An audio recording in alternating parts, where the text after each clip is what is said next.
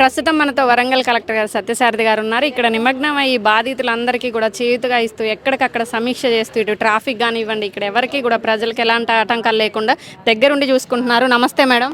అని చెప్పండి. అంటే అసలు ఈ తుఫాన్ మనకు వస్తదని అనుకోలేదు. అన్‌ఎక్స్‌పెక్టెడ్‌గా వచ్చింది. అయినప్పటికి కూడా మీరందరూ కూడా చాలా చాకచక్యంగా అందరిని బయటికి తీసుకురావడం, ఉన్న వాళ్ళకి ఫుడ్ ఇస్తున్నారు. అసలు ఏ ఏరియా ఇప్పటివరకు మీరు చూసారు? ఇప్పుడు యాక్చువల్గానండి మొత్తం వరంగల్ జిల్లాకే నిన్న 36 సెంటీమీటర్స్ రెయిన్ఫాల్ రావడం జరిగింది. సో యావరేజ్గా అందులో కిలా వరంగల్లో 36.8 అట్లా ఉంది, అండ్ వరంగల్లో 27 సెంటీమీటర్స్ ఉంది. ఇది మన కెపాసిటీకి చాలా ఎక్కువ ఒక రోజుకి.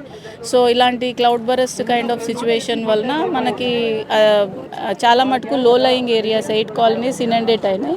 సో ఆ ఇనండేట్ అయిన పరిస్థితులు ఏవైతే ఉన్న దగ్గర పీపుల్ని ముందే మనము ఆల్మోస్ట్ 1200 పీపుల్ని 8 రీహాబిలిటేషన్ సెంటర్స్ పెట్టి షిఫ్ట్ చేయడం జరిగింది.